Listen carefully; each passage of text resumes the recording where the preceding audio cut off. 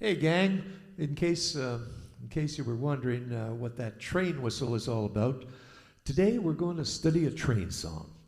Now, train songs were very popular in folk music, country music too, and a lot in the blues. And when you consider 100 years ago, trains were the latest technology. People were pretty amazed with getting on a train and going so fast and getting to the other side of the country. And today we're going to kind of dissect a tune, a train song. It's called The Midnight Special. The train itself was called The Midnight Special. The song was written 100 years ago. Nobody knows who wrote it, but they say it came out of a prison because it's all about prison life and what they were going through in prison. And catching, the dream was to catch the midnight special, and that would help you escape from prison.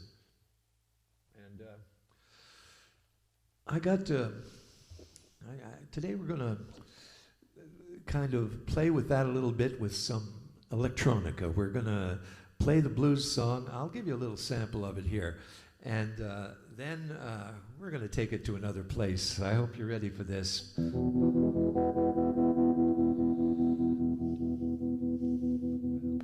Well, you wake up in the morning, you hear the ding-dong ring. You go marching to the table. You see the same damn thing.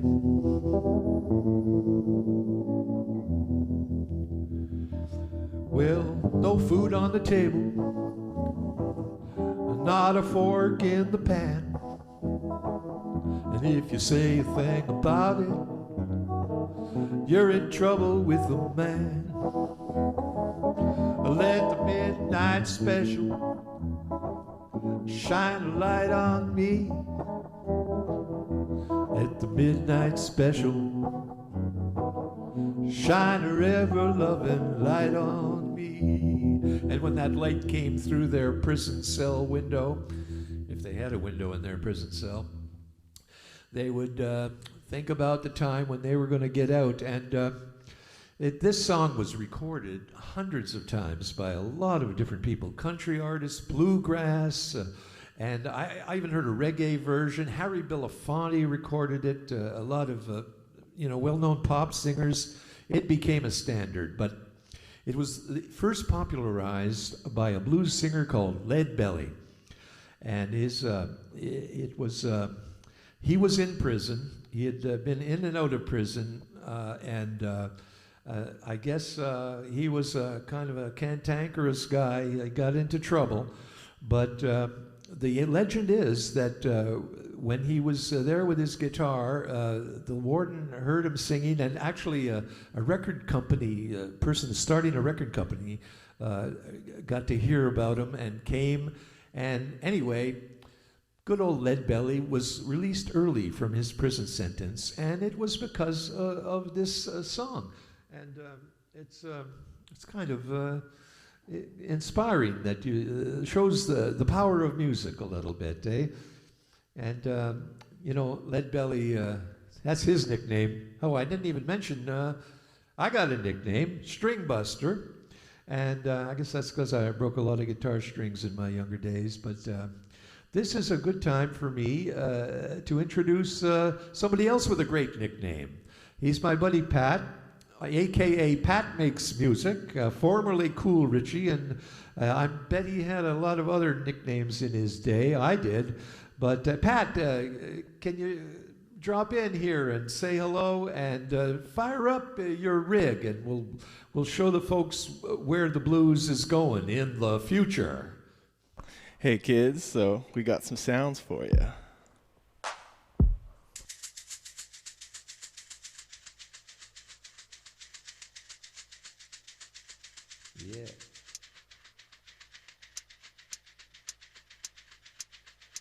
right.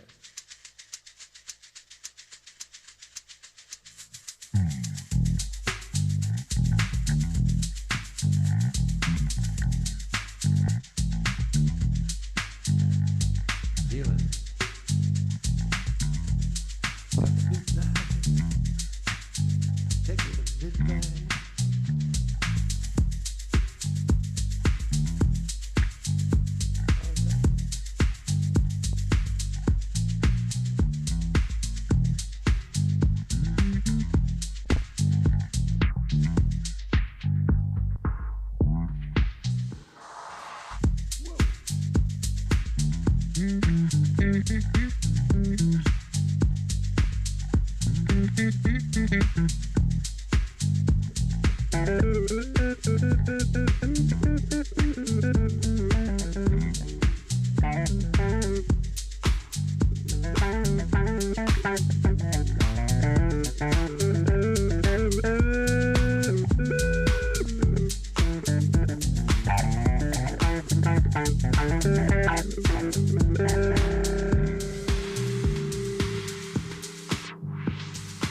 This is how the blues might sound in the future, with a little groove to it and some beats and some loops, and we're going to show you how this song might have developed along the way.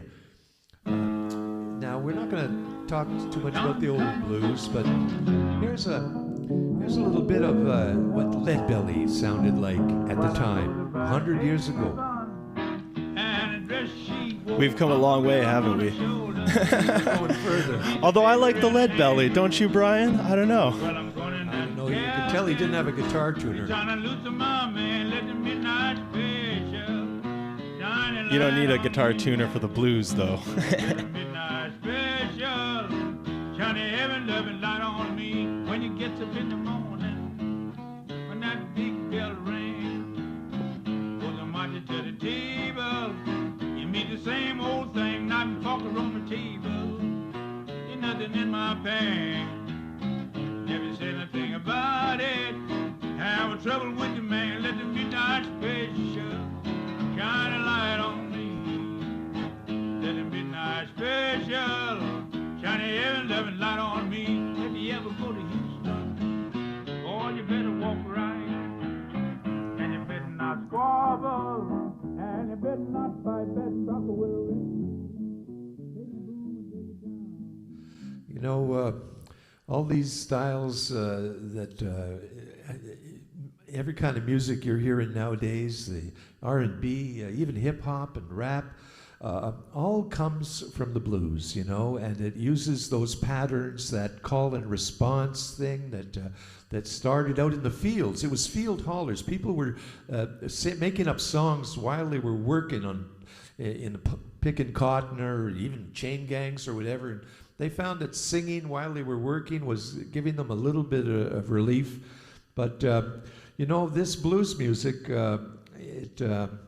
we have to be thankful that the blues gives us joy and makes us feel good, but we got to remember that it comes from the pain and hardship of black people who were kidnapped and brought to America to work as slaves in the fields, picking cotton and other work from sun up to sundown. It was a very hard life, and you know, us blues musicians here, we should always play this music with respect and acknowledgement of the suffering that was endured by those folks, and also, you know, may we dwell on this land with respect for the indigenous people who were here for thousands of years before us, you know, before the white man got here, and that's a bit of an acknowledgement that we should always be conscious of.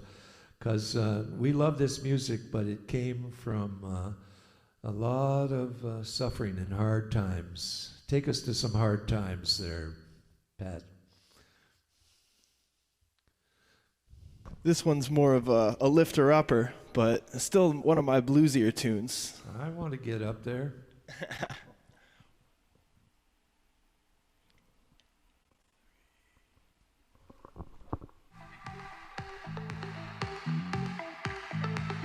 I might join in on this one. Look out.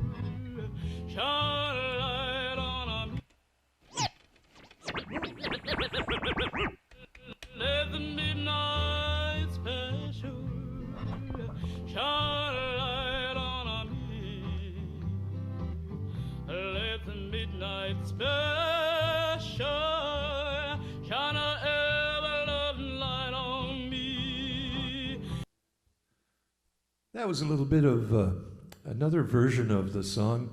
This was Odetta singing there, but there was in the 60s, there was a kind of a folk revival. Everybody talks about the folk revival. Maybe some of you have been to a folk festival. Well, that all started around the 60s when a bunch of college kids really wanted to find some of these old folk singers and, in the end, blues singers, because, blues is folk music. It's all part of the folk pantheon. And they ended up creating these festivals, and then the people that were organizing the festivals ended up going and searching out some of these old-timers, some of them had hit records in the 20s and 30s, and now 30 years had gone by, and there was no work for them, and they had gone back, and some of them were working as janitors in hotels or different kind of jobs, laborers, and but these dedicated folk historians went out and dug them up, brought them out to these festivals, and then at the festivals they were discovered by record companies, and all of a sudden they were making records, and they were really doing some amazing stuff, and it really created a whole new life for a lot of these senior citizens of the blues. It was a beautiful thing. And I wanted to say that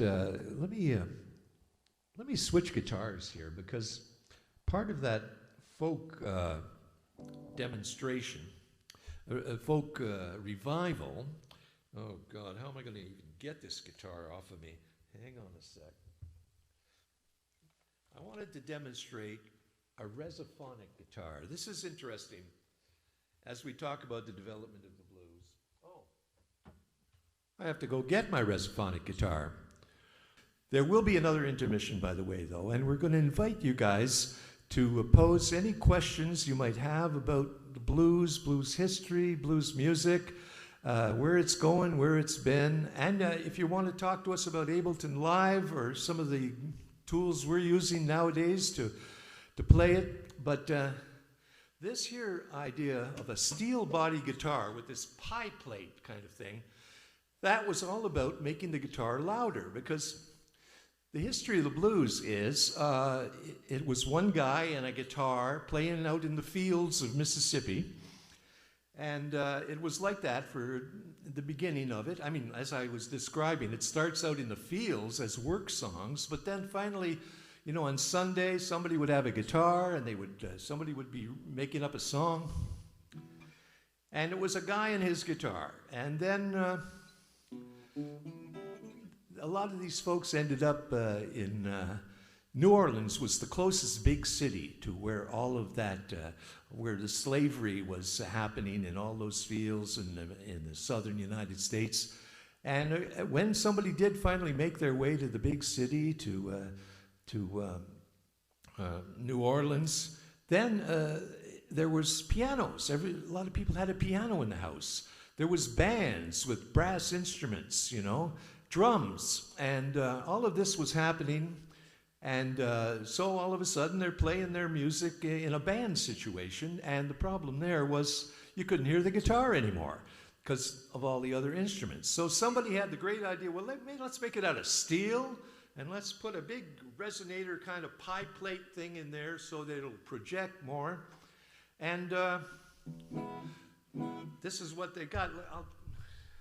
I'll sing you another verse. Yonder goes Missy Rosie. Tell me, how do you know? I can tell by her apron and the dress she wore. Umbrella on her shoulder, piece of paper in her hand. She's going to see the warden. Says, please release my man. Let the midnight special shine a light on me. Let the midnight special shine her ever-loving light on me.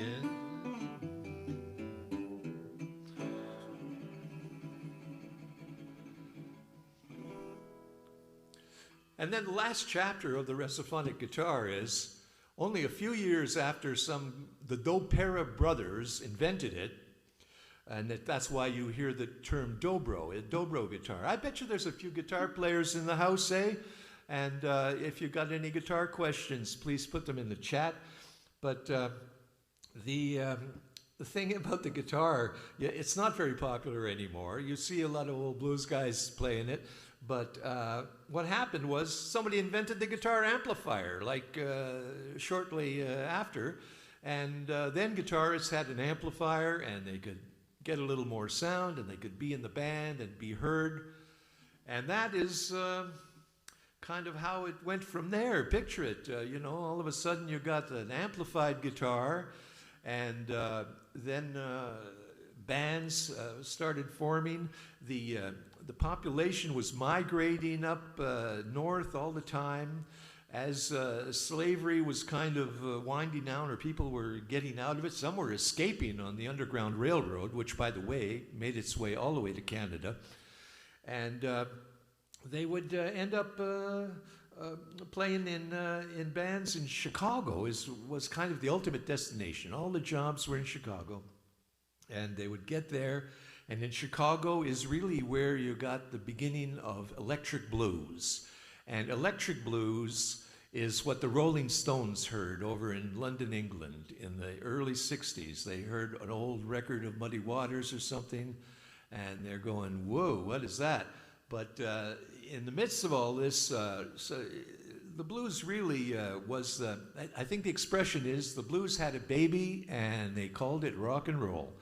And one of the people that did it, we're going to play another round here and maybe have a little taste of a fellow whose name was Johnny Rivers.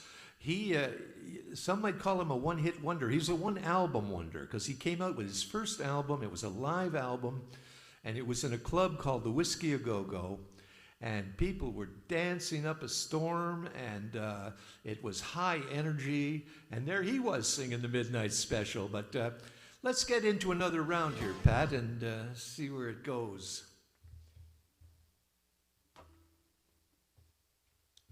grab my guitar.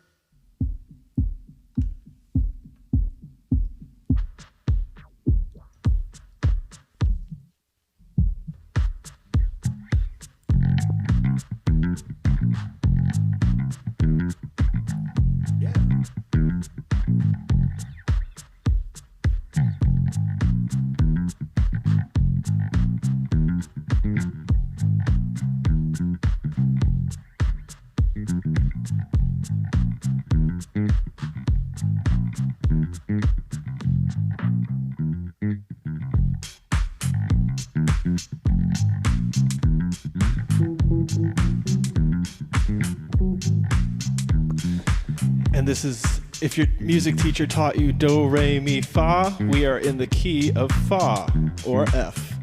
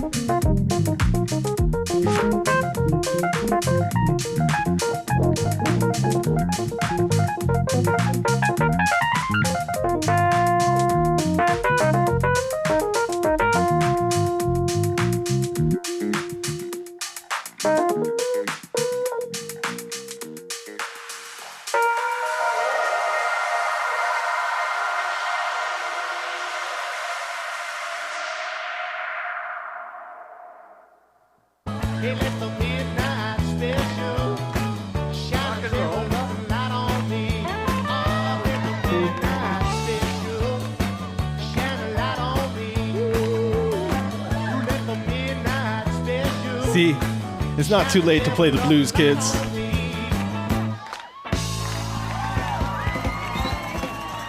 You can hear the crowd right there at the Whiskey A Go-Go from that recording. So Johnny Rivers and a lot of other great rock and rollers did the Midnight Special, and to this day, there's probably people out there that have got their own version of it. Johnny Rivers, it's quite a story there. He was to come out of nowhere, a real sensation, you know. But you know, I got to tell you, back in those days when I was listening to records on the radio or collecting records, it's amazing that you know, there wasn't that much music. I mean, it was easy to know all the hot new artists. Now, man, I could look at what they're playing on the radio, and I don't really recognize very many folks. You know, even the ones that my neighbors, like Drake and Weekend. You know, they live around the corner. But other than that, I don't really know a lot of the artists that are on the radio today. But it's the blues is always going to live on here. And, you know, even this song, I heard a version by Jimmy Smith. He's a jazz organist, and even the jazz guys were touching on the blues. It's quite pervasive, and it's in all the sounds that you might hear. Let me. I don't think I actually finished the last verse of this song. It goes like this: If you ever go to Houston, well, you better walk right. You better not stagger. You better not fight, 'cause the sheriff will arrest you, and he'll carry you down. And if your jury finds you guilty, you're penitentiary bound. To let the midnight special, you can sing with me now, shine her light on me. Let the midnight special shine her ever-loving light on me. Let the midnight special shine a light on me. Let the midnight special shine its ever-loving light. Let it shine that ever-loving light on you and you and you and all of you that joined us here today. Right now, we're going to take it out of here, but we're going to have an intermission. Right now, Pat, I want you to fire it up and pull out all the stops. Let's get the groove and show people what where the blues is headed. We hope. Anyway, I'm having a lot of fun with all this stuff. I had a great time with you guys, and we'll be back after a 5-minute intermission. If you got any questions for me or Pat, and or you wanted to just, what's your blues nickname? You got one? You play guitar? If you do, please say hello.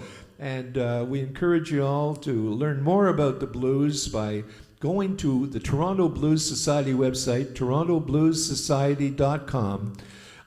You're probably a little, we have a student membership rate, you know. You might be a little young for this, but some of you, the thing about blues is it just captures some people. It speaks to them, you know.